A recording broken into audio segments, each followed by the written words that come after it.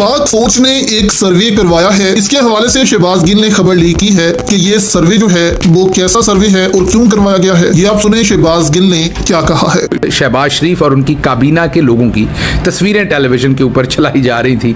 अब अल्लाह ना करे कि इनके पासपोर्ट्स कहीं वाकई वो गुस्से में आके ब्लॉक ना कर दें, क्योंकि सबसे बड़े मांगने वाले तो ये खुद ही हैं। मगर अगली खबर बहुत ही इंपॉर्टेंट है, वो आपके सामने रखते हैं। वो खबर है पाकिस्तान की जो मिलिट्री की टॉप लीडरशिप है उनकी हाल ही में एक मीटिंग हुई है। ये खबर इससे पहले बहुत सारे दोस्त जो है वो ब्रेक कर चुके हैं। हम इस खबर की तफसील जानना चाह रहे थे और हमारे पास जो हमारे सोर्स थे उनसे कंफर्मेशन नहीं आ रही थी, और मेरा आपसे वादा है कि विदाउट कंफर्मेशन हम आपके सामने खबर नहीं रखते।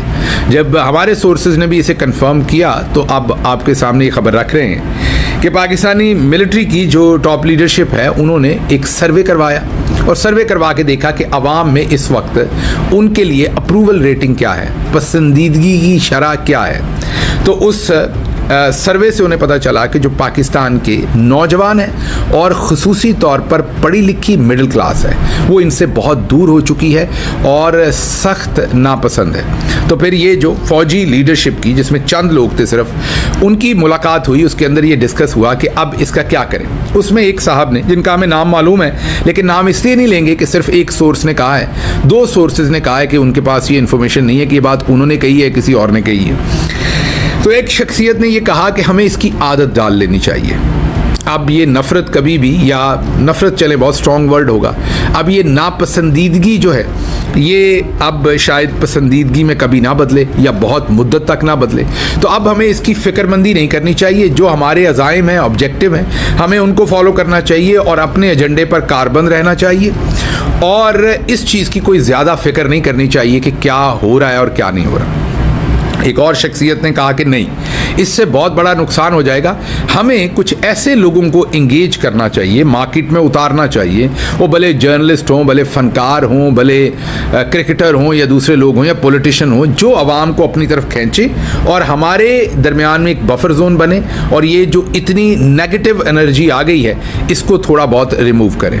एक शख्सियत ने मीटिंग में ये भी कहा कि आप सबको पता है ये सब कुछ किस की वजह से हुआ है, किस पार्टी की वजह से हुआ है, और हमें शायद अपने मामलात उनके साथ भी देखने चाहिए। लेकिन जिन्होंने ये कहा उनकी तरफ घूर कर देखा गया और कोई ज़्यादा उनकी बात मज़ीद नहीं सुनी गई। हालांकि साहिब बात यही थी जो वो बात बता रहे हैं कि अक्लमंदी की बात तो यही है। तो एक तो ये आपको बता दें कि आने वाले दिनों में आप देखेंगे कि जो टॉप पर मिलिट्री में लोग बैठे हैं वो अब बहुत सारे लोगों को मैदान में दोबारा उतारेंगे, ताकि जो मिडिल क्लास पढ़े लिखे नौजवान हैं पाकिस्तान के वो दोबारा मुतवज्जे हों उनकी तरफ, और जो उनकी अप्रूवल रेटिंग इतनी नीचे गिर गई है, नापसंदीदगी इतनी ज़्यादा हो गई है, उसको किसी तरीके से टैकल कर सकें, हैंडल कर सकें। तो ये बड़ी इंटरेस्टिंग खबर है। लेकिन साथ साथ मुझे ये लगता है कि एवेंचुअली ये यही कहेंगे कि हमें कोई परवाह नहीं है, कोई जो सोचता है सोचे, क्योंकि अगर परवाह करनी होती तो जहाँ तक हम आ गए हैं हम वहाँ तक ना आते, क्योंकि हम तो पहले ही दूर तक निकल चुके हैं, बहुत ही दूर चले गए।